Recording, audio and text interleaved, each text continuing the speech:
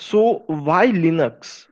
So the thing is, if we look into a corporate level, the services which the companies run, mostly they use Linux servers. So wherever you will go in future, so everyone will have a Linux operating system in there, and they will require, or almost they have an admin team which is working on Linux. Okay, so it's always better to have a knowledge of Linux operating system. So basically, we will start with the introduction, that what is an operating system, right? Are you able to see my screen? Yes, sir. Okay, so you know what is an operating system first?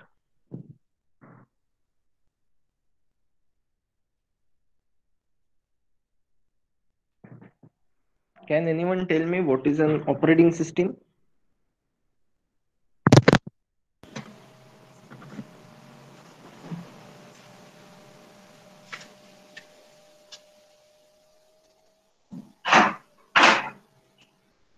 Hello.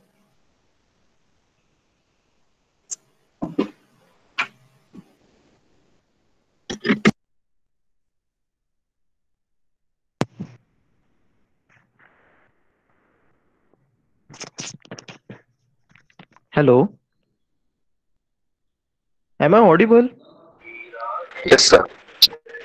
So can you please tell me, anyone, what is an operating system? You might have learnt in Python also, right? In the basic first introduction.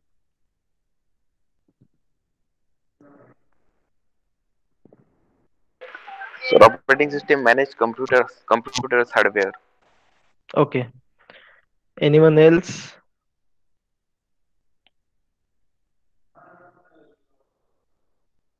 So, okay, I will tell you everything.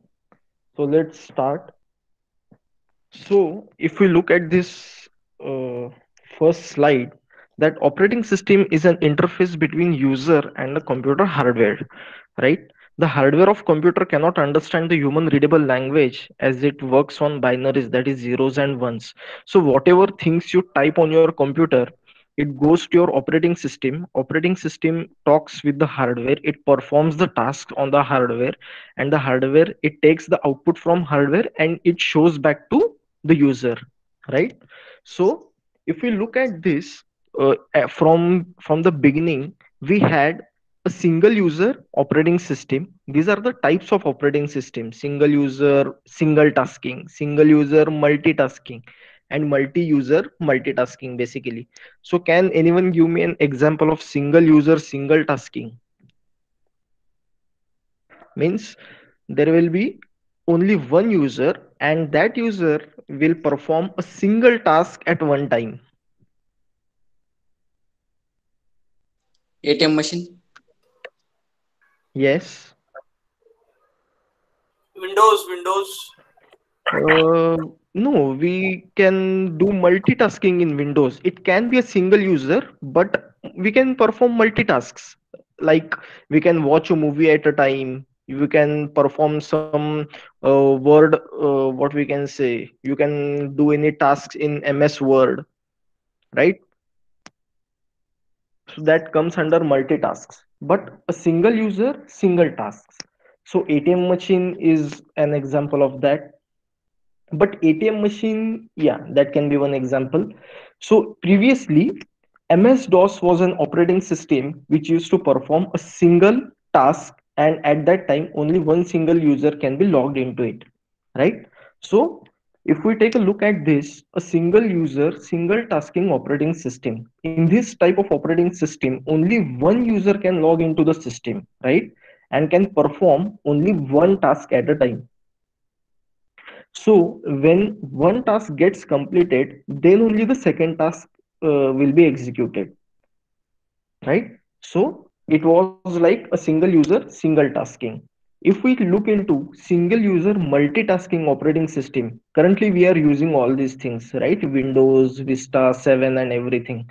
So we talked this about just 1 minute back, that this type of OS supports only one user to log into the system, but a user can perform multiple tasks at a time, browsing internet while playing songs. As I told you, that you can perform some your work in Word file, Excel sheets. You can play games while listening to music. Those are all multitasks which will be performed at a time. So Windows is the best example we use in our day-to-day life, right? If we come into multi-user and multitasking operating systems, so these type of OS provides multiple users to log into the system, and also each user can perform various tasks at a time. In a broader term, multiple users can log into the system and share the resources of the system at the same time. So what happens in Linux, that you can we can create users in Linux as we create users in Windows also, right? But in Linux, what happens if you have your own terminal and you have access to Linux operating system? So multiple users can log into a single user from many systems. So that's why it's saying multi-user multitasking. So if you have one user, suppose Omkar user, so four people can log into Omkar user and can work at the same time. So that is the power of Linux, that multi-user multitasking. Is everyone clear with this idea, that what is single user multitasking, single user single tasking, and multi-user multitasking?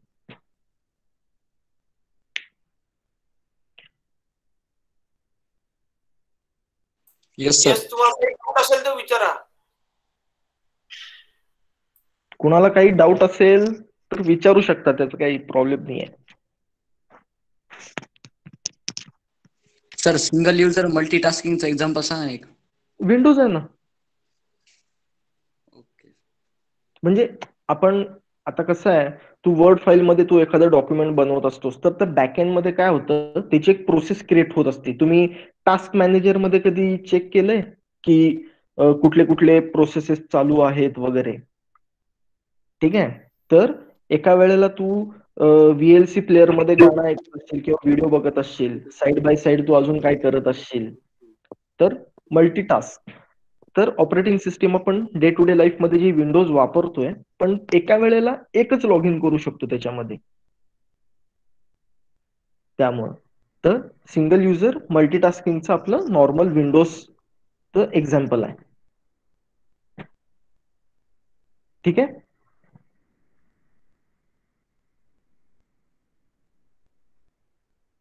Yes sir. So now if we look into the history, we won't go deep into history, but who was the father of Linux? So his name was Linus Torvalds.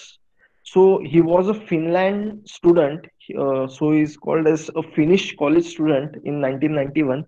He created the Linux kernel. So basically, kernel is called the heart of the operating system. It stores the main your OS, which performs all the tasks. That is kernel, right?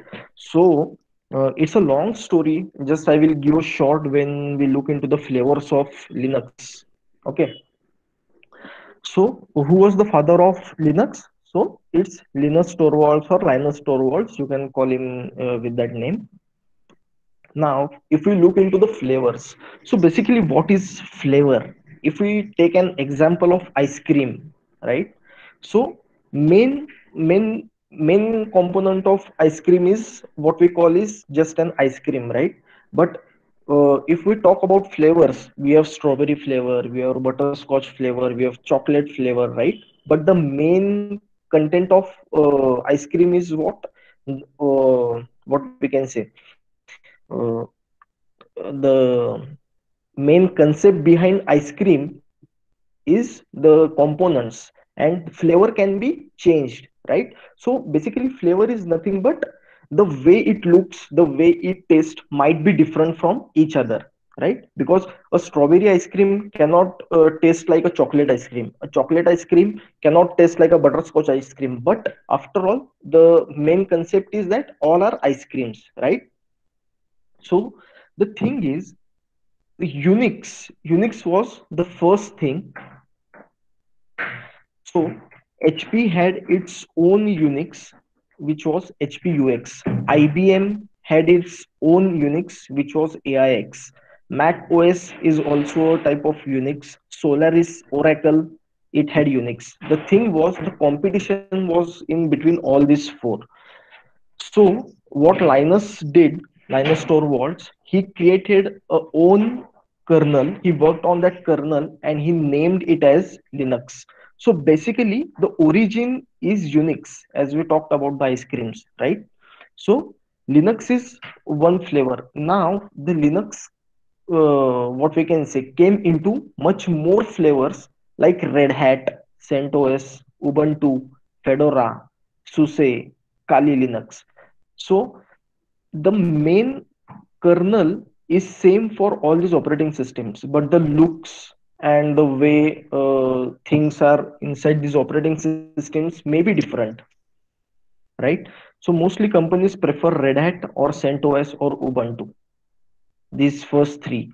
Kali Linux is mostly used in what we can say the hacking purpose. Okay, so the main kernel behind all these operating systems is the main Linux kernel. Now, these are all flavors of Linux. The main was Unix.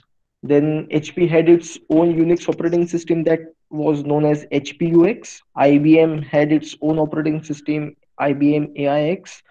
Mac OS, we already know. Solaris, Oracle was one of the Unix operating system, and Linus Torvald created his own Linux. And the main thing is he made it free and open source. Open source means the code is available. You can take that code, you can perform your and you can create your own flavor, as all these did others did. Like Red Hat Linux is one flavor, CentOS is another flavor, Ubuntu is another flavor, right? In this way. So why are we preferring Linux?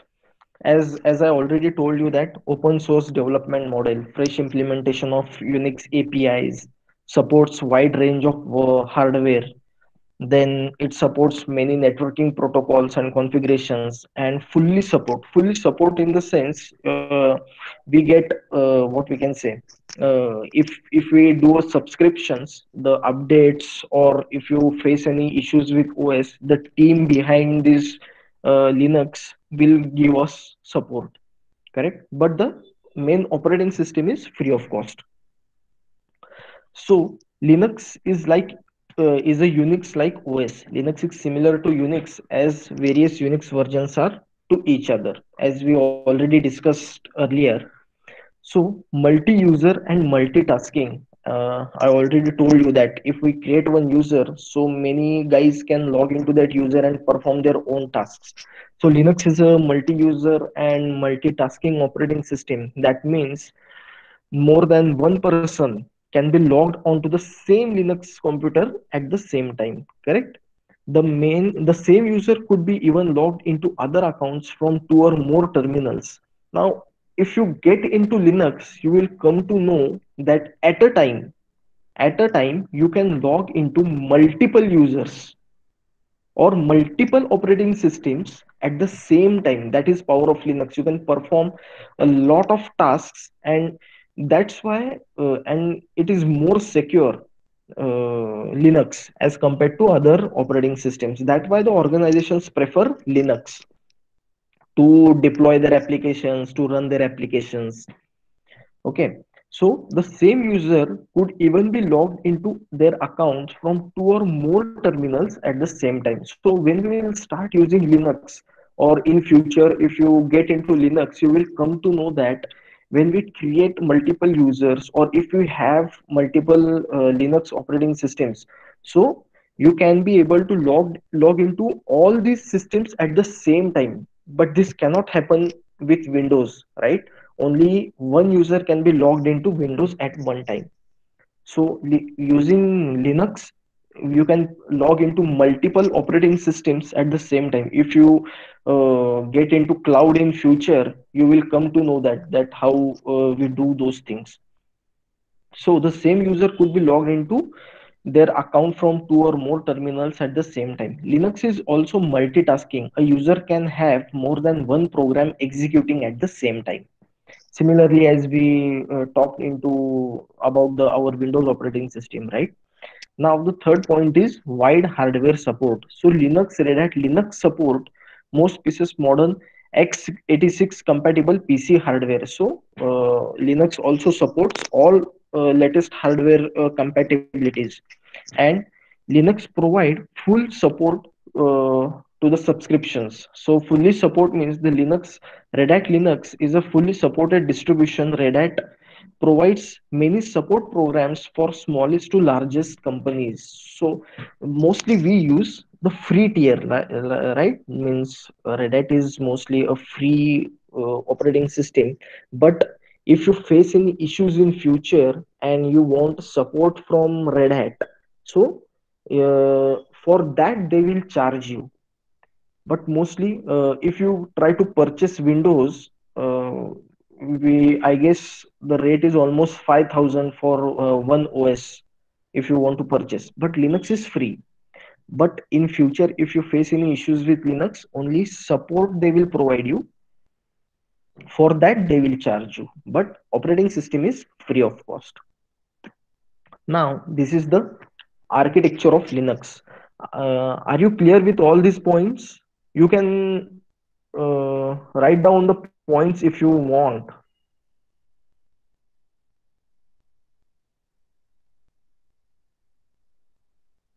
You can note down all these points.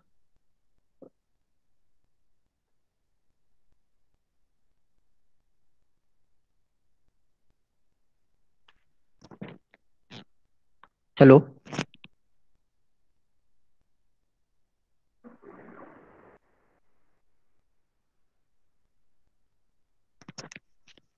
Hello.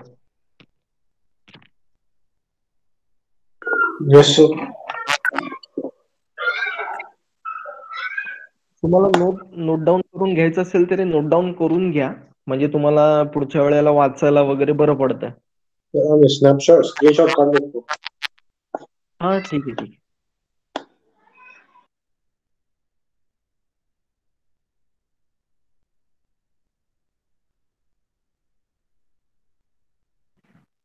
Next slide घ्या ना sir.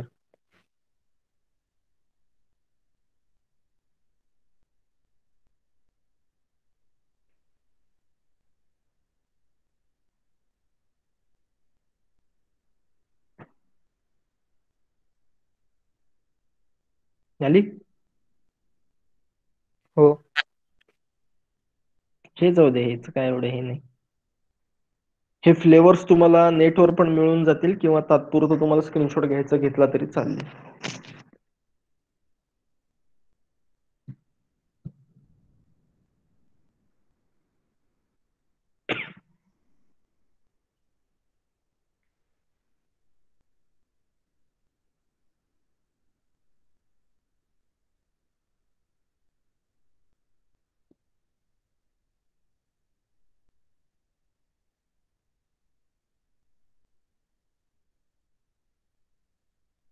झालं इथपर्यंत? हो. ठीक आहे. Now we will look into the architecture of Linux. So the utilities, if we can see, hardware is at the innermost level. Upon hardware, we have the kernel. Kernel is nothing but the operating system. Above kernel, we have shells. The terminal shell is nothing but the terminal, and utilities are nothing but the commands which we give on the terminal. ठीक है. So ls sort in the outermost circle, if we look at this, that ls sort cat vi who awk cc, these all are commands in Linux. So we fire those commands on the terminal. So terminal is nothing but the shell. Now there are various types of shells like SH, KSH, CSH. We have bash shell. We have T shell. KSH is corn shell. Corn shell, C shell. C shell is used to run C programs in Linux. Normal shell. We have one more bash shell, born again shell. Okay, so what when we fire a command, the command goes to the terminal. On the terminal sends the command to the kernel. Kernel executes that command on hardware and take backs the output from hardware, and it return backs the output on the terminal. Okay, so this way the architecture of Linux works. Now, if we see, the architecture of Linux can be divided into three levels of functionality. First is the kernel, that the innermost part. So it is the heart of operating system. So it performs all the tasks, like it schedules the tasks. So when we create anything, it works as a process. So that is handled by kernel. Managing resources म्हणजे कुठले, की आपले hardware resources असतात, network resources असतात, storage resources असतात. तर जे काही तुम्हाला करायचं आहे किंवा सेक्युरिटी रिलेटेड जे काही इश्यूज असतात, तर ते सगळं कोण हँडल करत असतं? Kernel. So kernel is nothing but the operating system. आता second level is the shell. It acts as a user interface, interpreting user commands and starting applications. म्हणजे बेसिकली द टर्मिनल, आपण ज्याच्यावर कमांड फायर करतो, ते terminal is nothing but shell. आणि utilities म्हणजे काय? तर provide utility functions. It is the user level, as user is one who operate those utilities. कारण की आपण ज्या वेळेला कमांड फायर करू, तर ती जाती त्या शेल मध्येच फायर करतो आपण. शेल कोणाकडे पाठवतं? कर्नलकडं. कर्नल कशावर हे एक्झिक्यूट करतं? ते हार्डवेअरवर. हार्डवेअरवरचं आउटपुट तो परत कर्नल कुणाला देतं? शेलला देतं, आणि शेलमुळे आपल्याला आउटपुट दिसतं. ते कन्सेप्ट कळाली याची, आर्किटेक्चर.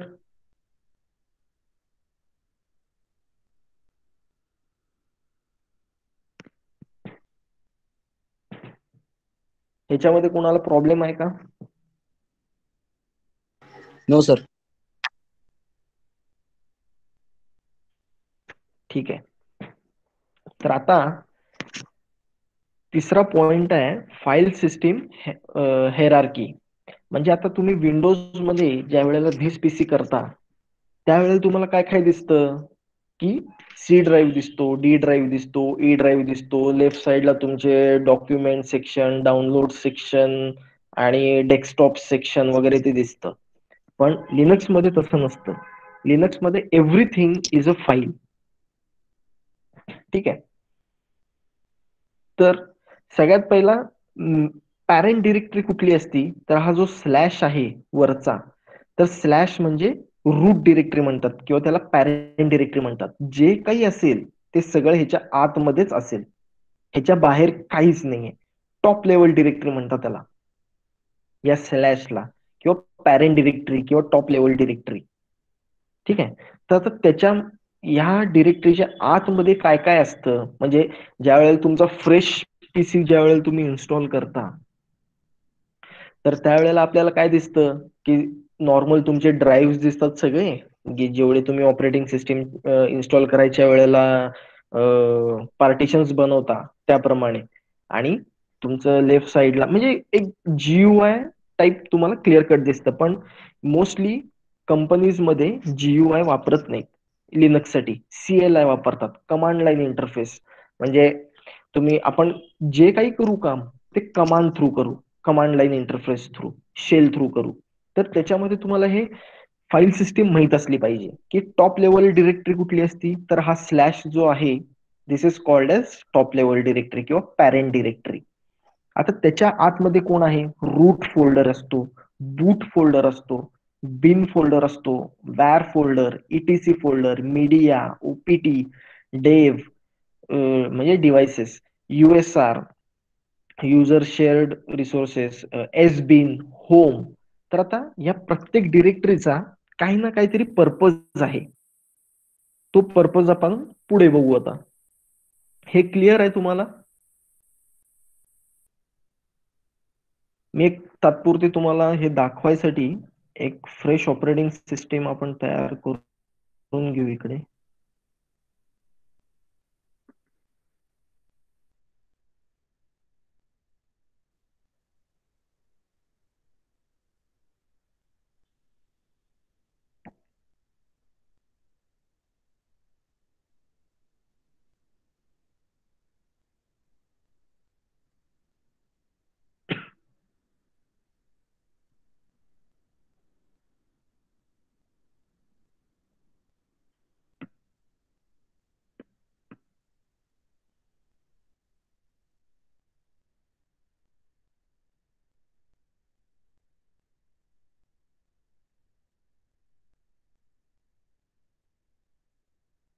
मी तुम्हाला आता एक तात्पुरते एक ऑपरेटिंग सिस्टीम दाखवतो की लिनक्सची कशी दिसते ऑपरेटिंग सिस्टीम. हे AWS आहे, क्लाउड ज्याला म्हणतो आपण, क्लाउड टेक्नॉलॉजी जी आहे ते आपण फ्युचर मध्ये बघू तात्पुरती. ठीक आहे. तर आता ज्या वेळेला आपण फ्लेवर्स बघितले होते लिनक्सचे यामध्ये, तर याच्यामध्ये रेड हॅट आहे, सेंट ओएस आहे, उबंटू आहे. तर आपण एक उबंटू ऑपरेटिंग सिस्टीम बघू. ह्यांची फाईल हेरारकी सेमच असते. आता उबंटू एकदा चेक करू आपण.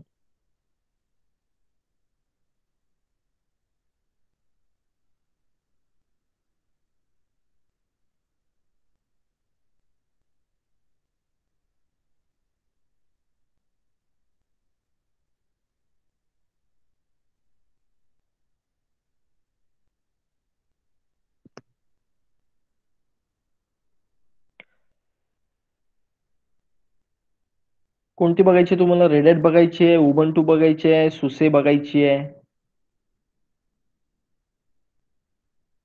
ठीक आहे, आपण रेड हॅट घेऊ तात्पुरती, नाहीतर उबंटू घेऊ.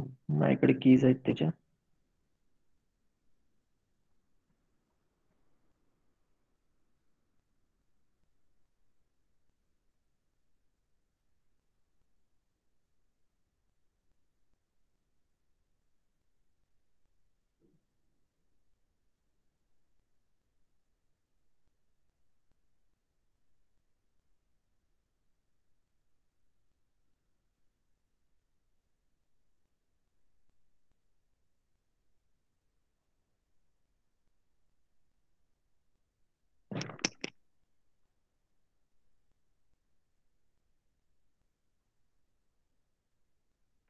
ठीक आहे. हे AWS क्लाउड टेक्नॉलॉजी आहे. त्याच्यामध्ये आपल्याला इन्स्टन्स क्रिएट करायचं. इन्स्टन्स म्हणजे एक ऑपरेटिंग सिस्टीम. तर आपण आता एक उबंटूची ऑपरेटिंग सिस्टीम इन्स्टॉल करून लॉन्च करतोय.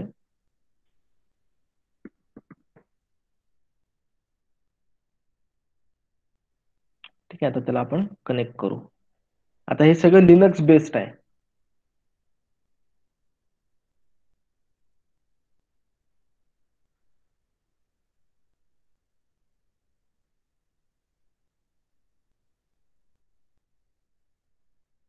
त्या ज्या कमांड्स आहेत CD वगैरे, ह्या मोस्टली सगळे लिनक्स बेस्ड कमांड्स असतात. आता हे SSH हे जे आहे, हा सगळा लिनक्सचा पार्ट आहे. लिनक्स ऍडमिन लेवलवर, की त्याचा ऍक्सेस कसा घ्यायचा, तर SSH न ऍक्सेस घ्यायचा असतो.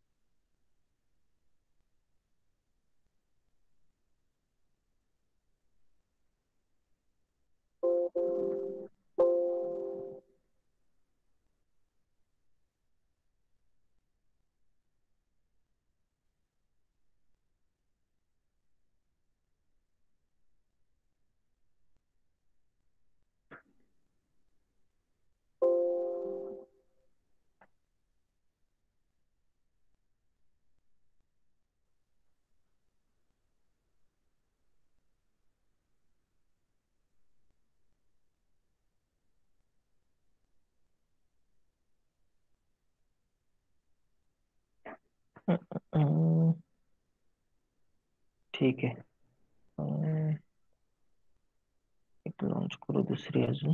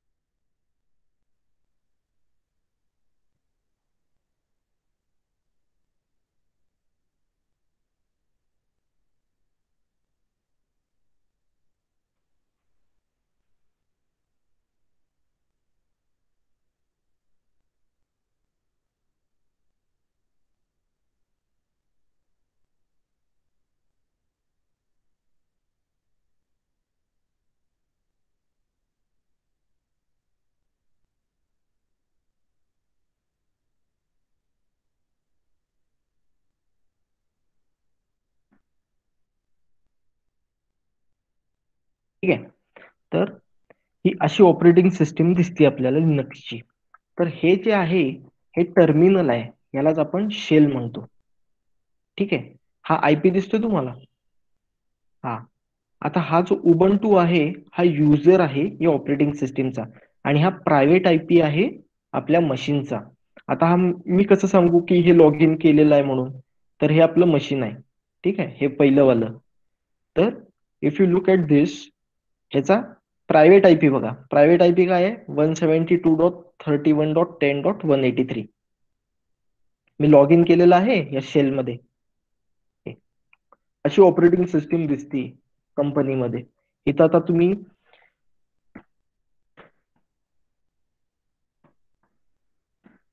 आयफोन केलं आणि इथं जर मी तुम्हाला म्हटलं LS, आणि आपण मगाशी इथं टॉप लेवल डिरेक्टरी कुठली बघितली होती? रूट बघितली होती, बरोबर? ही रूट बघितली होती. तर आपण जर रूट मध्ये गेलो आणि इथं सपोज मी LS केलं, आता ही फ्रेश ऑपरेटिंग सिस्टीम आहे. तर आता तुम्हाला फोल्डर्स दिसत आहेत, बिन, DEV, होम, lib32, libx32. हे मे बी उबंटूचे काहीतरी नवीन हे असतील.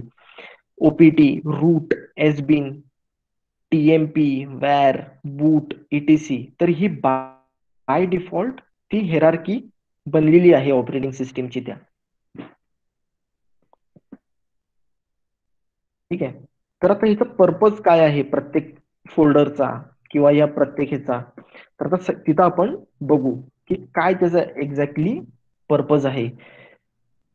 Linux uses single rooted inverted tree like file structure. तर हा सगळ्यात पहिला जो स्लॅश आहे, so this is the top level directory. म्हणजे ह्याच्यावरती काहीच नाही, ह्याच्या बाहेर काहीच नाही. स्टार्ट इथनं होती operating system. So it is called as a parent directory for all other directories. It is also called as root directory. It is represented by /. म्हणजे जर तुम्ही विंडोजशी कम्पेअर केला तर सी मध्ये विंडोज सी ड्राईव्ह जो असतो, ज्याच्यामध्ये तुमची ऑपरेटिंग सिस्टीम आणि सगळं तिथं सगळं असतं, तो या स्लॅशला तुम्ही तसं मानू शकता. शक्यतो कम्पेअर नाहीच करायचं, कारण की ही डिफरंट ऑपरेटिंग सिस्टीम आहे. पण if we compare with Windows, तर म्हणजे आपल्या कळण्यासाठी, आपल्याला समजायसाठी की एक्झॅक्टली काय आहे, तर सगळं स्लॅशच्या आतमध्येच असतं. मग आता त्याच्यामध्ये पहिला येतो /रूट. ठीक आहे. It is a home directory for root user. ठीक आहे. आता आपल्या विंडोज मध्ये ऍडमिनिस्ट्रेटर युजर असतो, बरोबर? म्हणजे ज्याला सगळ्यात जास्त प्रिव्हिलेजेस असतात, सगळ्यात जास्त परमिशन्स असतात. So he is the administrator. त्याच्यावरती कोण नाहीये, ही इज द बॉस. तर लिनक्स मध्ये सुद्धा root user is called as the super user.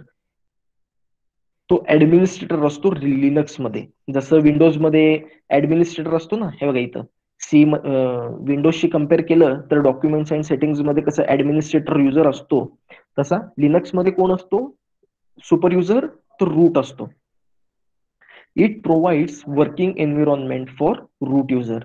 तर स्लॅश रूट जी डिरेक्टरी आहे ती कोणाची होम डिरेक्टरी असती? तर रूट युजरची. ठीक आहे. त्याच्यानंतर तिसरं आहे slash home. It is a home directory for other users. आता अदर युजर्स म्हणजे कोण? जसं ओमकार युजर आहे, प्रणव युजर आहे, किंवा अजून कोणी XYZ युजर आहे. तर हे जे युजर्स आहेत these are all normal users. But root user is a super user. He is the administrator. म्हणजे तुम्हाला लिनक्स मध्ये काही जरी करायचं असेल तर कोण असायला लागतं? Route user. नॉर्मल युजर्सला सुद्धा परमिशन्स देता येतात, पण who is the boss? Root is the boss, root user. ठीक आहे. तर स्लॅश होम मध्ये कुणाचे होम डिरेक्टरीज बनतात? तर it is the home directory for other users. जसं सी ड्राईव्ह आपल्या विंडोज मध्ये सी डॉक्युमेंट्स अँड सेटिंग्स मध्ये युजर्स नावाचं एक फोल्डर असतं, नॉर्मल युजर्स आणि एक ऍडमिनिस्ट्रेटर. तसं तर स्लॅश होम मध्ये it is the home directory for other users. तर it provides working environment for other users. Others user कुठले? Other than root. आता स्लॅश बूट फोल्डर मध्ये तुमच्या लिनक्सच्या ज्या काही बुटेबल ऑपरेटिंग सिस्टीम लोड करायसाठी ज्या काही फाईल्स लागतात त्या सगळ्या कुठं अवेलेबल असतात? स्लॅश बूट मध्ये. जसं आता ही कर्नल झाली, VM लायनर्स, त्याच्यानंतर grand unified boot loader is use to load the operating system. ठीक आहे. तर ह्या सगळ्या ऑपरेटिंग सिस्टीम लोड करायच्या फाईल्स, जे काय आपली जी बुटिंग प्रोसेस असते ना विंडोज वाली, तर त्याच्या ज्या फाईल्स कशा सेव्ह असतात तशा लिनक्सच्या बुटिंगच्या फाईल्स कुठं सेव्ह असतात? तर स्लॅश बूट फोल्डर मध्ये. ठीक आहे. तर आता काय काय बघितलं आपण? मेन पॅरेंट डिरेक्टरी बघितली, त्याच्यानंतर एक रूट डिरेक्टरी कुणासाठी असती? तर it is the home directory for root user. Slash home कुणासाठी असतं? It is the home directory for normal users or other users than root. त्याच्यानंतर स्लॅश बूट मध्ये काय असतं? ऑपरेटिंग सिस्टीमच्या सगळ्या बुटेबल फाईल्स, म्हणजे जे काही ऑपरेटिंग सिस्टीम लोड करायसाठी ज्या काही फाईल्स लागतात तर त्या कुठं सेव्ह असतात? स्लॅश बूट मध्ये. स्लॅश ETC फोल्डर मध्ये it contains all the configuration files. आता कॉन्फिगरेशन फाईल्स म्हणजे कुठल्या? तर ETC पास WD या प्रत्येक फाईलचा काही ना काहीतरी पर्पज असतो. तर ड्रायव्हर्स मध्ये आता तुम्ही सपोज कुठलं पण सॉफ्टवेअर इन्स्टॉल केलं तर त्याच्याशी रिलेटेड जे काही कॉन्फिगरेशन फाईल असेल ती डायरेक्टली कुठं जाती? तर ETC मध्ये जाती. तुम्ही कुठल्याही सॉफ्टवेअरचं, कुठल्याही सर्व्हिसचं कॉन्फिगरेशन फाईल कुठं शोधलं पाहिजे? तर स्लॅश ETC मध्ये, because it contains all configuration files in slash ETC. Slash USR, unique shareable resources. हे युजर नाहीये बरं का. USR is unix shareable resources. By default softwares are installed in slash USR directory. जसं आपल्या C मध्ये program files कसं असतं तसं USR. हे काही मॅन्डेटरी नाहीये, हे सगळे ऑप्शनल्स आहेत लिनक्स मध्ये. तुम्ही कुठलंही सॉफ्टवेअर कुठं पण इन्स्टॉल करू शकता, पण mostly USR by default softwares are installed in USR directory. Slash OPT म्हणजे it is an optional directory for slash USR. जसं मी तुम्हाला म्हटलं की सॉफ्टवेअर जिथं स्पेस अवेलेबल असेल तिथं ती तुमची जी फाईल असते, रार फाईल असेल, टार फाईल असेल, किंवा कुठली EXE फाईल असेल, किंवा एखादं कुठलं सॉफ्टवेअर असेल तुमचं, तर तुम्ही तिथं ते जसं जावा JDK वगैरे असेल, तिची टार फाईल असेल, तुम्हाला जावा इन्स्टॉल करायचा आहे तर ती फाईलची तुम्ही कॉपी कराल टारवाली, तर ती कुठं तुम्ही कॉपी करू शकता? तर OPT मध्ये. It contains third party softwares and it is a optional directory for USR. आता स्लॅश बिन मध्ये काय असतं? तर it contains command use bye all users, normal users. ठीक आहे. म्हणजे जसं मगाशी आपण युजर बद्दल बोललो की रूट युजर असतो आणि बाकीचे नॉर्मल युजर्स असतात, तर तसं स्लॅश बिन मध्ये, तर स्लॅश बिन मध्ये काय स्टोअर असतं? तर जे नॉर्मल युजर्स कमांड रन करतो तर त्या कमांड्स कुठं सेव्ह असतात तर स्लॅश बिन फोल्डरमध्ये. आणि एस बिन जो आहे हे it contains command use by only super user, that is root user, super users binary files. इथपर्यंत कळालंय?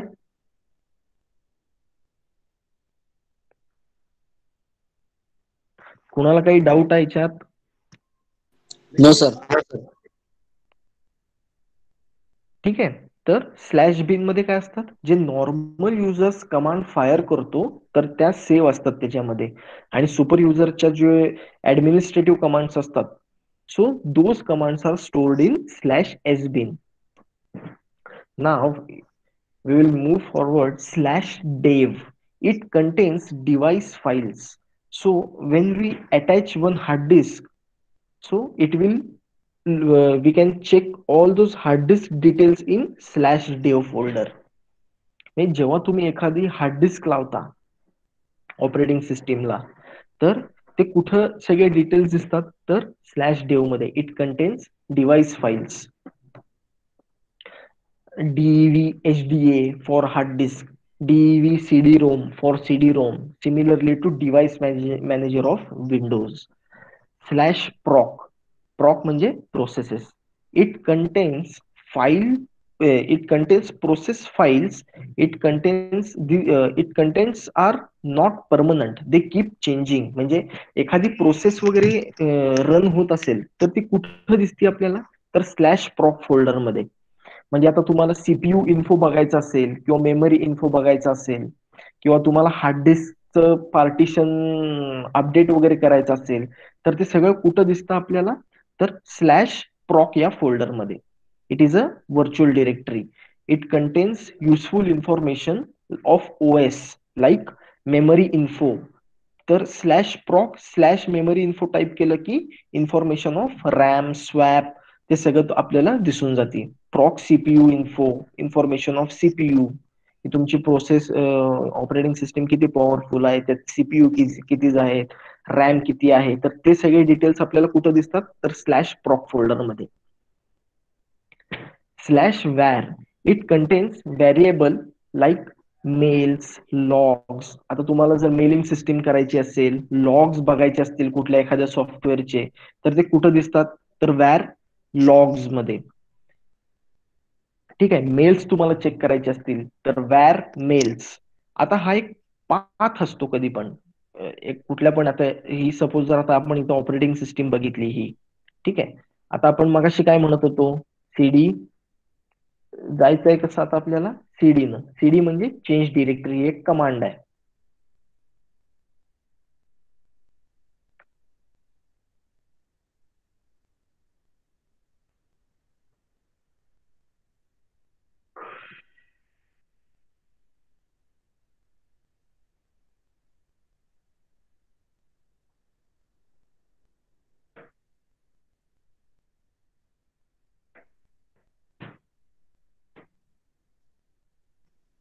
ठीक आहे. तर सीडी म्हणजे चेंज डिरेक्टरी, ते आपण पुढे बघू सगळं. तर सीडी सगळ्यात पहिला रूट मध्ये आलो आपण, इथं चेक केलं काय काय आहेत. आता आपण कुठले बघत होतो, स्लॅश सपोज बूट बघायचं आपल्याला. तर इथं बूट मध्ये गेलो आपण, तर इथं एलएस केलं. एलएस म्हणजे लिस्टिंग. तर आता हे बघा, इथं आपल्याला ग्रब नावाचं फोल्डर दिसतंय, grand unified boot loader, VM liners. ठीक आहे. तर ह्या सगळ्या फाईल्स काय आहेत तर ऑपरेटिंग सिस्टीम लोड करायच्या सगळ्या फाईल्स आहेत. ठीक आहे. त्या स्लॅश बूट मध्ये दिसतात आपल्याला. अजून कुठलं बघत होतो आपण, एस डेव बघू, त्याच्यानंतर OPT slash bin slash S बिन बघू. ठीक आहे. तर बॅक कसं यायचं, सीडी डॉट डॉट, हे आपण सगळं बघू नंतर, बेसिक कमांड्स आणि जे काय असतील त्या. तर सीडी सपोज आता बूट बघितलं आपण, आता ओपीटी प्रॉक बघू आपण.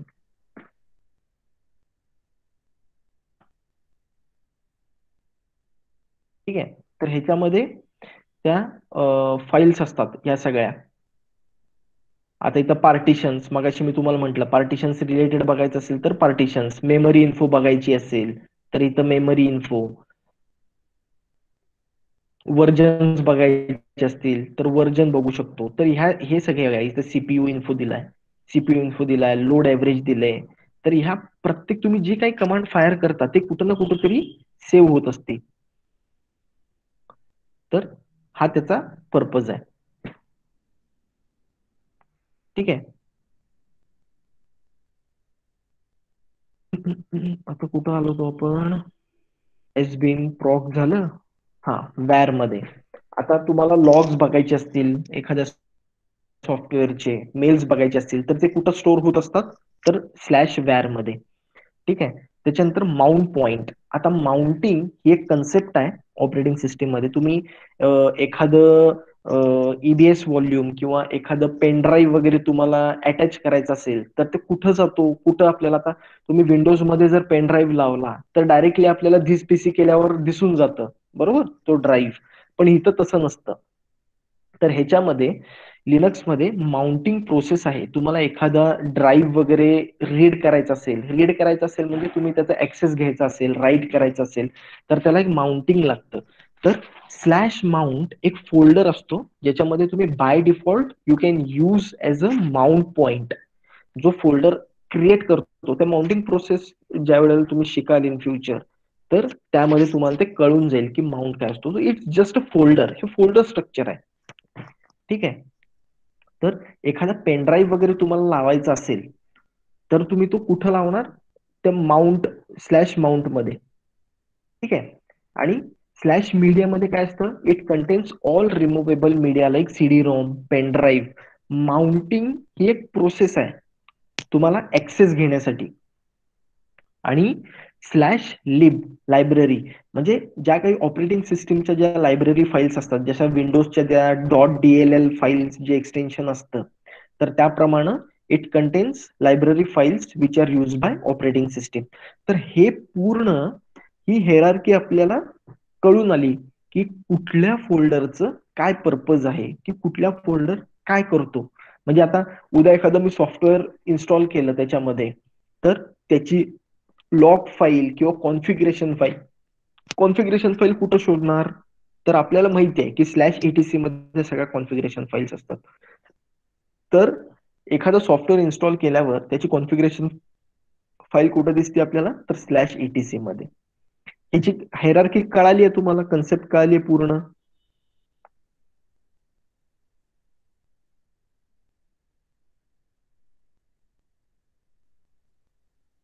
कुणाला काही प्रॉब्लेम आहे याच्यामध्ये किंवा काही कळालेलं नाहीये? ती लास्टची डायग्राम दाखव, लास्टची डायग्राम. हा,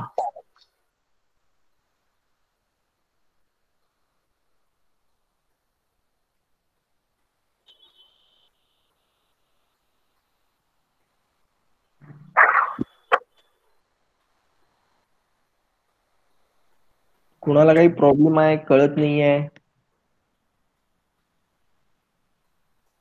ठीक आहे. आतापुरतं एवढं बास आहे इंट्रोडक्शनला. मग ते या पीपीटीस तू याच्यावर पाठव व्हॉट्सअप ग्रुपवर. बर. आणि मग आता आपण हे जे इन्स्टॉलेशन आहे ती प्रोसेस बघू आता. ठीक आहे. कुणाला काही अडचण नाहीये ना? ते अभ्यास करून सांगतील आता. एवढ्यात मला वाटतं की त्यांना ग्रास्पिंग होईल. थोडं वाचतील ते डिटेल मध्ये परत. ठीक आहे. तर आता आपण इन्स्टॉलेशनचा पार्ट बघू. आता आपण सध्या बघतोय रेड हॅट. ठीक आहे. तर आपल्याकडे एक थर्ड पार्टी सॉफ्टवेअर आहे, VMware वर्कस्टेशन किंवा व्हर्च्युअल बॉक्स. तर बेसिकली ती एक कन्सेप्ट आहे हायपरवायझरची. ते मी तुम्हाला कधीतरी सांगेन ती हायपरवायझरची कन्सेप्ट काय असती. ठीक आहे. तर आता तुम्हाला जर विंडोज पण पाहिजे आणि लिनक्स पण पाहिजे तर हे सॉफ्टवेअर आपल्याला युजफुल असतात. ठीक आहे. तर आता हे सगळ्यांना माहीतच असेल हे व्हर्च्युअल बॉक्स किंवा VMware वगैरे.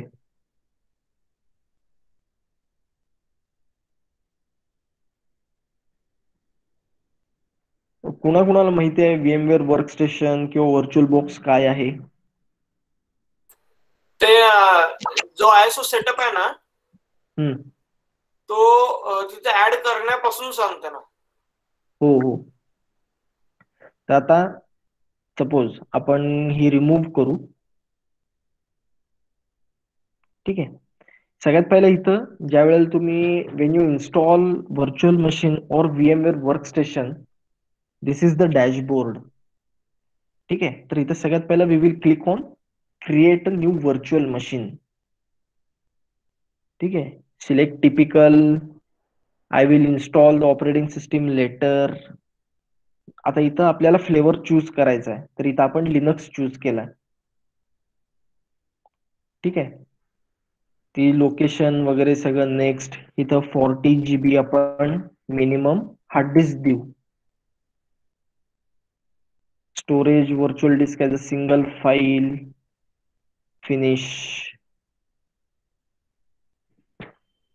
ठीक आहे. तर आता इथं मेमरी किती दिली आहे आपण? 2 GB. प्रोसेसर्स किती आहेत? 1. Hard disk 40 GB. आता ही कुठली घेणार? ही आपल्या मेन कॉम्प्युटरची, तुमचा जो लॅपटॉप आहे किंवा PC आहे, तर त्यातलीच याला मेमरी अलोकेट होत असती. हे सगळे जे रिसोर्सेस आहेत त्यातलेच. आता ह्याच्यामध्ये एक आहे की आता तुमची ऑपरेटिंग सिस्टीमला बेस कुठून येणार, म्हणजे कुठून इन्स्टॉल करायची ऑपरेटिंग सिस्टीम. तर या CD DVD मध्ये जायचं. इथं ISO सिलेक्ट करायची, जी तुम्हाला मध्ये मी ISO डाउनलोड करायला दिली होती. तर ती ISO घ्यायची. आता सध्या ती थोडी स्टेबल नाहीये ISO, त्याच्यामध्ये सबस्क्रिप्शनचा काहीतरी इश्यू येतो, पण आपल्याला नॉर्मल बेसिक कामासाठी होऊन जाईल ती, त्याचा काही इश्यू नाहीये. ठीक आहे. तर CD मध्ये जाऊन ती ISO फाईलचा पाथ द्यायचा, तुम्ही कुठं स्टोअर केलाय तो, केली ती ISO फाईल. आणि सर ते ISO फाईल तुम्ही टाकली होती 6.5 GB, त्याचा काय उपयोग आहे? 4.5 4.5 हा ती ISO हा. इमेज म्हणजे काय असती, ती ISO इमेज इथं एक्स्ट्रॅक्ट होती याच्यामध्ये, आणि अच्छा. तीच ऑपरेटिंग सिस्टीम मध्ये कन्वर्ट होती. ISO image. ओके.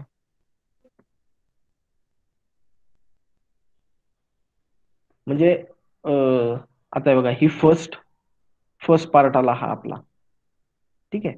तर फर्स्ट ऑप्शन सिलेक्ट करायचा. आता हे कुठून घेते, तर त्या ISO फाईल मधून येते. तुम्ही पेनड्राईव्ह बुटेबल कधी केलाय? त्याच्यामध्ये एक ISO फाईल टाकली आहे, विंडोजला लावलाय आणि बूट केलंय, मग तुम्हाला ऑपरेटिंग सिस्टीम लोड होती, तर त्याच्यासाठी आपण विंडोज मध्ये सुद्धा ISO फाईल घेतो. तर तशीच लिनक्सची सुद्धा ही ISO फाईल आहे इन्स्टॉलेशनसाठी. ठीक आहे. तर सगळ्यात पहिला फर्स्ट सिलेक्ट करायचा ऑप्शन, इन्स्टॉल RHEL 7.6. आता सगळे ऑप्शन चालतील का नाही एकदा चेक करू आपण, नाहीतर मी स्क्रीनशॉट्स काढलेलेच आहेत त्याचे.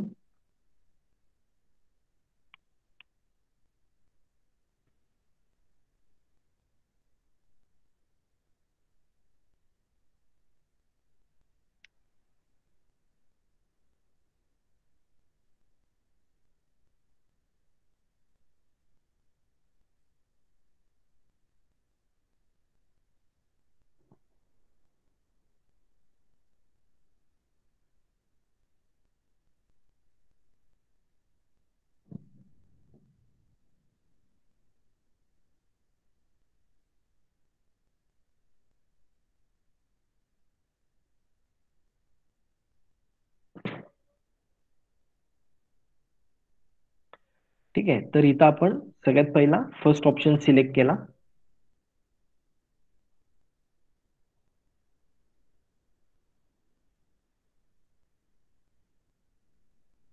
आता याचं बुटिंग सुरू आहे पूर्ण ऑपरेटिंग सिस्टीमचं. जसं आपण फ्रेश विंडोज इन्स्टॉल करायसाठी जी प्रोसेस करतो, तीही आता लिनक्स साठी सुरू आहे.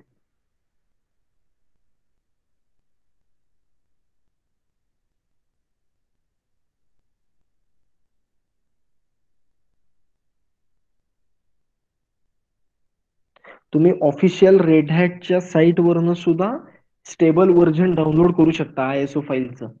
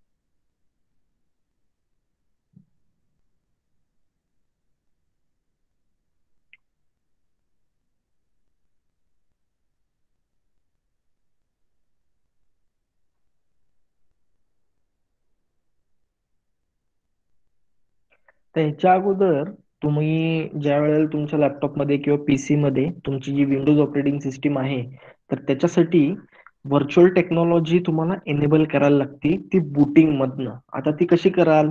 तुमची जी ऑपरेटिंग सिस्टीम आहे ती रिस्टार्ट करायची आणि रिस्टार्ट करून बुटिंग मध्ये जायचं, बूट मध्ये जायचं, बुटेबल डिस्क मध्ये F2 किंवा F12 दाबून. आणि त्याच्यामध्ये मला वाटते थर्ड या फोर्थ लोकेशनवर गेलं त्याच्यामध्ये कॉन्फिगर मध्ये, तर तिथे तुम्हाला व्हर्च्युअल टेक्नॉलॉजी म्हणून एक ऑप्शन दिसेल, तो एनेबल करायचा. आणि सीडी ड्राईव्ह जी आहे त्याला फर्स्ट लोकेशनवर घ्यायचं त्या बुटिंग ह्याच्यामध्येच, आणि सेव्ह आणि एक्झिट करायचं. मग तुम्हाला इथं हे हायपरवायझर जो आहे VMware व्हर्च्युअल बॉक्स वगैरे, तर तिथं तुम्हाला ते पूर्ण सपोर्ट करतं ते. जर कोणाला इन्स्टॉलेशन मध्ये प्रॉब्लेम येत असेल तर हे दोन ऑप्शन्स लक्षात ठेवा, की बुटिंग मध्ये जाऊन व्हर्च्युअल टेक्नॉलॉजीचा ऑप्शन एनेबल करायचा आणि सीडी ड्राईव्ह फर्स्ट बुटिंगला फर्स्ट ऑप्शन प्रेफर करून घ्यायचा.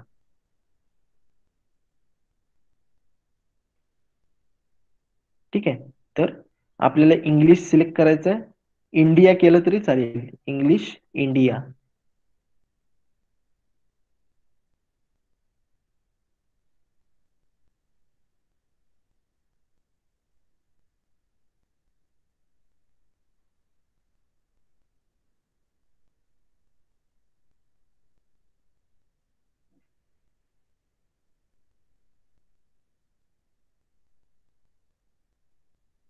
ठीक आहे.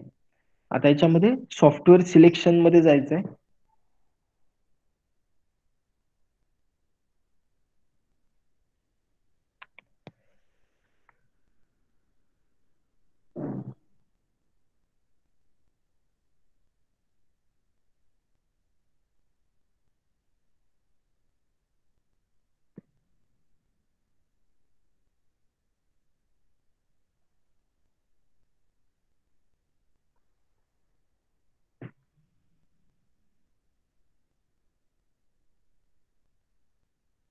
इथं सॉफ्टवेअर सिलेक्शन मध्ये गेलं ना की तुम्हाला इथं ऑप्शन्स मिळतील, की बाय डिफॉल्ट मिनिमल इन्स्टॉल असतं. पण मिनिमल इन्स्टॉल जर आलं तर डायरेक्ट फक्त टर्मिनल येतो, तुम्हाला काहीच दिसणार नाही त्याच्यामध्ये. पण तुम्हाला आता सुरुवात आहे त्यामुळे तुम्हाला GUI दिसला पाहिजे, जसं विंडोज दिसतं ना तसं पण तुम्हाला बघायला पाहिजे. तर सर्व्हर विथ GUI सिलेक्ट करायचं ऑप्शन.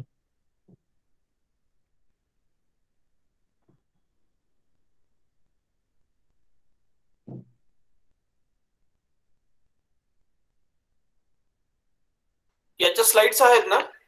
आहेत आहेत.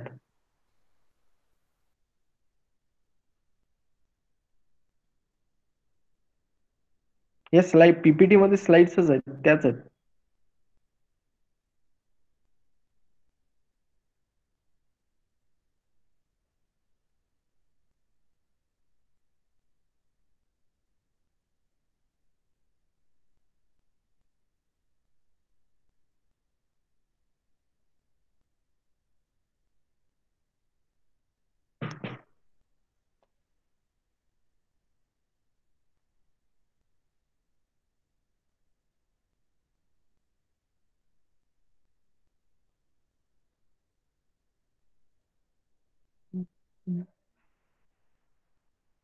ठीक आहे. हे बघा, बाय डिफॉल्ट काय सिलेक्ट केलंय? Minimal install. पण आपल्याला मिनिमल इन्स्टॉल नको आहे, आपल्याला पाहिजे सर्व्हर विथ GUI. आणि इथं डन म्हणायचं वरती. त्यात जरा स्लो आहे माझं कॉन्फिगरेशन लॅपटॉपचं, त्यामुळे थोडं स्लो होतं ते. आता सेकंड पार्ट आहे इन्स्टॉलेशन डेस्टिनेशन. तर इथं आपल्याला पार्टिशन्स बनवायचे असतात. तर इन्स्टॉलेशन डेस्टिनेशन सिलेक्ट करायचं. इथं आय विल कॉन्फिगर पार्टिशन म्हणायचं. आता बाय डिफॉल्ट हार्ड डिस्क किती घेतली आपण? 40 GB घेतली आहे, बरोबर. आता याला आय विल कॉन्फिगर पार्टिशन म्हणून डन करायचं. तुम्हाला एक्स्ट्रा हार्ड डिस्क लावायची असेल तर तिथं ऍड डिस्क म्हणून असतं, पण आपण एकच डिस्क घेतोय आता सध्या.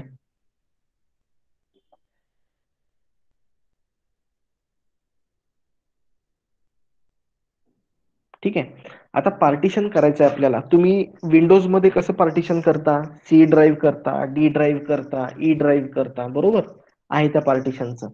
तर सगळ्यात पहिला आपण सिलेक्ट करू स्टँडर्ड पार्टिशन. हे एलव्हीएम वगैरे ऍडमिन लेवलवर कळतं ते.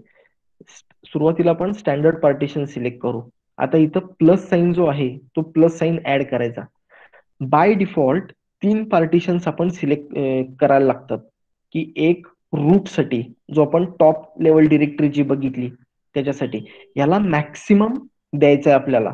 तर आता 40 GB ची हार्ड डिस्क आहे आपल्याला, तर 20 GB आपण त्याला अलोकेट करू. ठीक आहे. आता याचा एक स्क्रीनशॉट काढून घेऊ आपण आपल्या स्लाइडसाठी. एक राहिलाय माझा काढायचा. ठीक आहे.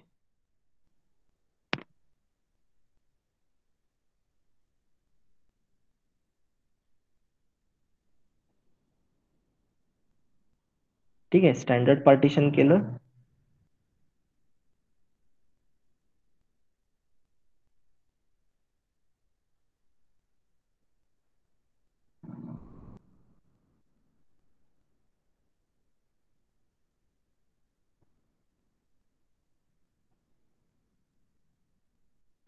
आपला फर्स्ट पार्टिशन येईल. तर ऍड माउंट पॉइंट म्हणायचा हा. म्हणजे तुमचा सी ड्राईव्ह कसा असतो, डी ड्राईव्ह कसा असतो, तसे आपण इथं पार्टिशन्स बनवतोय. हे बघा, पहिला पार्टिशन बनला. आता आपली हार्ड डिस्क कुठली आहे? तर SDA. तर आता त्यामध्ये पहिलं पार्टिशन आहे, त्यामुळे SDA 1. आता टोटल साईज किती आहे? 40 GB. त्यापैकी अवेलेबल आता किती आहे? 20 GB, कारण की 20 GB चा एक पार्टिशन बनला. सेकंड पार्टिशन बनवायचं आपण बूटसाठी /boot. याला 500 MB सफिशियंट आहे. ठीक आहे. तर ऍड माउंट पॉइंट हा झाला आपला सेकंड माउंट पॉइंट, ऑपरेटिंग सिस्टीमच्या फाईल स्टोअर करायसाठी वगैरे.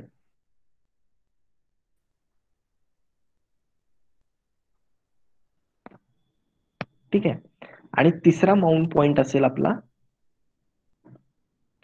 Swap memory.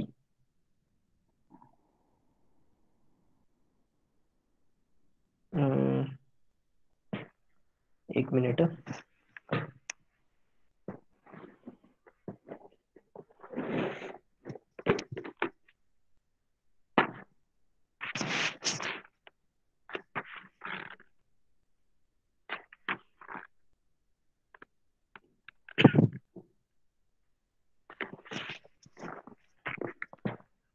ठीक आहे. तिसरा पॉइंट असतो आपला स्वॅप मेमरी. तर आता स्वॅप मेमरी काय असती? ज्या वेळेला तुमची रॅम तुम्ही जी अलोकेट केलेली असती रॅम, ठीक आहे, तर रॅमची मेमरी ज्या वेळेला फुल होती, रॅम माहित आहे ना, रॅन्डम ऍक्सेस मेमरी.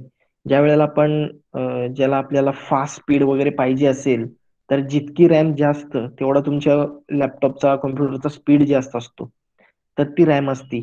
तर सपोज तुमची रॅम फुल झाली तर काय होतो? पीसी हँग होतो, बरोबर. तर स्वॅप मेमरी काय करतं, की तुमचे जे काही आयडल प्रोसेसेस असतील रॅम मधल्या, त्या आता एखादी नवीन प्रोसेस आली तर त्याला जर स्पेस नसेल रॅम मध्ये आणि भरपूर प्रोसेसेस तुमच्या रॅम मध्ये स्टक आहेत, तर ज्या आयडल मेमरीज आहेत, प्रोसेसेस आहेत, तर त्या कुठं शिफ्ट होतात? स्वॅप मध्ये.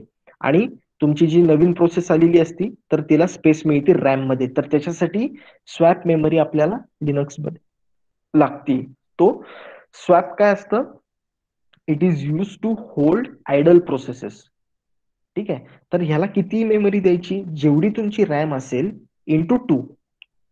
ठीक आहे. तर तात्पुरती आपण त्याला 4 GB देऊया. जेवढी तुमची रॅम 2 GB रॅम असेल तर 4 GB स्वॅप द्यायची. 4 GB रॅम असेल तर 8 GB स्वॅप द्यायची. मग ऍड माउंट पॉइंट. त्याच्यानंतर तिघांचं पण पार्टिशन स्टँडर्ड आहे आपलं. ठीक आहे. डन. इथं ऍक्सेप्ट चेंजेस करायचे पूर्ण. जसं विंडोज मध्ये आपण एकदा पार्टिशन्स बनवल्यावर फॉर्मॅट डिस्क करतो ना, तसं. हे झालं इन्स्टॉलेशन डेस्टिनेशन.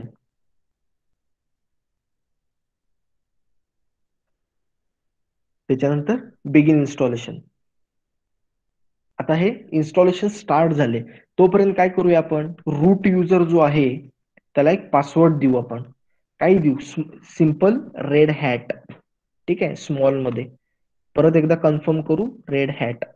आता इथं काय आहे की वीक पासवर्ड असल्यामुळं तुम्हाला डन जे आहे ते 2 वेळा क्लिक करायला लागतं, एकदा आणि एकदा, तरच ते घेतं. की पासवर्ड वीक आहे आपला. म्हणून तुम्हाला काही एक्स्ट्रा युजर्स बनवायचे असतील, नॉर्मल युजर्स, तर तुम्ही इथं पण नॉर्मल युजर्स बनवू शकता. ते आपण नंतर सुद्धा करू शकतो. तात्पुरतं एवढंच राहू दे. तर आता याला वेळ लागेल इन्स्टॉलेशनला. तर आतापर्यंत आपण हे सगळे बघितले, पार्टिशन्स बघितले, इंडिया सिलेक्ट केलं, इथं सॉफ्टवेअर सिलेक्शन मध्ये सर्व्हर प्लस GUI सिलेक्ट केलं. इन्स्टॉलेशन डेस्टिनेशन मध्ये जाऊन आपण आय विल कॉन्फिगर पार्टिशन करून स्टँडर्ड पार्टिशन सिलेक्ट केलं आणि 3 पार्टिशन्स बनवले आपण. एक स्लॅश रूट साठी, दुसरं बूट साठी आणि तिसरं स्वॅप साठी. ठीक आहे, इथं दिसतंय बूट झाला, रूट टॉप डिरेक्टरी झाली आणि स्वॅप झाली. मग ऍक्सेप्ट चेंजेस केले, मग बिगिन इन्स्टॉलेशन केलं. मग आपण आता रूट पासवर्ड सेट केलाय इथे. मग ही आपली इन्स्टॉलेशनची प्रोसेस सुरू झाली आहे. ज्या वेळेला तुमची इन्स्टॉलेशन पूर्ण कम्प्लीट होईल त्यावेळेला काय करायचं, एकदा मशीन रिबूट करायचं. आता सध्या आपली याला वेळ लागेल तसं भरपूर, तरी एक अर्धा तास वगैरे जाईल. तर आता आपल्याकडे तेवढा टाइम नाहीये, पण मोस्टली ही कम्प्लीट झाल्यानंतर तुम्हाला कुठली स्लाइड येणार आहे, रिबूट वाली.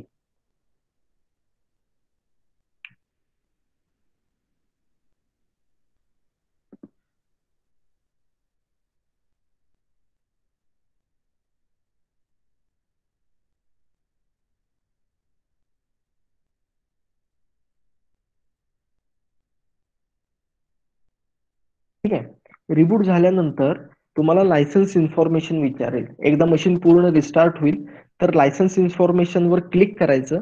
इथं I accept the licence agreement म्हणून सिलेक्ट करायचं. आणि अजून एक ऑप्शन आहे सबस्क्रिप्शन मॅनेजर. ह्यामध्ये ही जी ISO फाईल डाउनलोड केली आहे त्याच्यामध्ये इश्यू आहे, नेटला सपोर्ट देत नाहीये. पण सबस्क्रिप्शन मॅनेजर तुमच्याकडे जर झालं तर ठीक, नाहीतर आपल्याला बेसिक जेवढं पाहिजे तेवढं होऊन जातं काम, त्याच्यावर काही प्रॉब्लेम नाही येत. ठीक आहे, तर लायसन्स इन्फॉर्मेशन झालं ना की ऍक्सेप्ट करायचं आणि तिथं तुमची फ्रेश ऑपरेटिंग सिस्टीम तयार होऊन जाते. आता उद्या किंवा नेक्स्ट लेक्चर मध्ये ज्या वेळेला आपण बेसिक कमांड्स बघू तोपर्यंत ही होऊन जाईल. नाहीतर इमर्जन्सीला तुम्हाला जर ऑनलाईन हे मिळाली टर्मिनल लिनक्स साठी वगैरे तरी सुद्धा चालेल प्रॅक्टिस करायला. किंवा जसं मी आता हे जे AWS EC2 इन्स्टन्स घेतलाय फ्रेश आपल्याला प्रॅक्टिस करायसाठी, किंवा बेसिक कमांड्स जर हे करायचे असतील, बघायचे असतील कशा वर्क होतात, काय होतात लिनक्स मध्ये.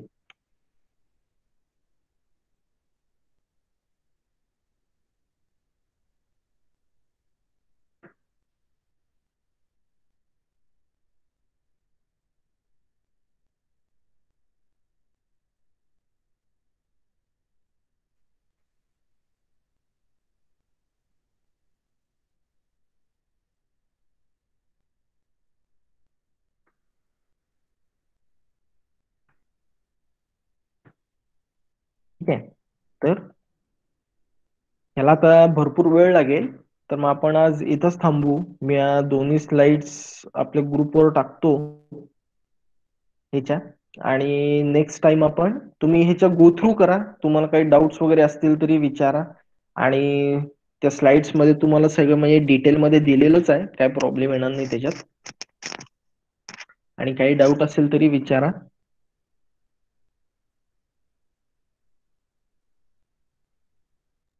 मग नेक्स्ट टाइम आपण एकदम बेसिक पासन कशा कमांड्स असतात हे मी सगळं जे करतोय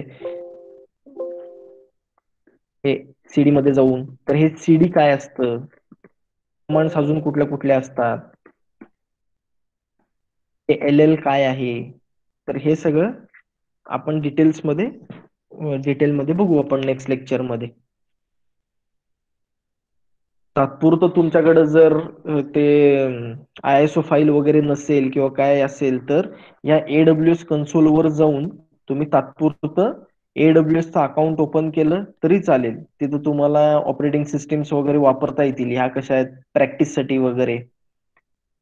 तर वापरून झाली की एकतर स्टॉप करायची नाहीतर टर्मिनेट करायची ऑपरेटिंग सिस्टीम. आता मी टर्मिनेट करून देतो. नेक्स्ट टाइम आपण परत एक नवीन लॉन्च करू प्रॅक्टिस करायसाठी. ठीक आहे. ती क्लाउड टेक्नॉलॉजी अजून तुम्हाला लगेच कळणार नाही. तुम्ही तात्पुरतं नुसतं अकाउंट ओपन करून ठेवलं तरी चालेल, काय प्रॉब्लेम नाहीये. कळालंच सगळ्यांना? त्या दोन्ही पीपीटीज ग्रुपवर हे टाकून देत आपल्या. हो हो हो, आता ग्रुपवर तुम्ही पाठवतो मी. ते आता काय करतील, व्हर्च्युअल मशीन मध्ये हे सेटअप करून बघतील त्या स्टेप्स प्रमाणे.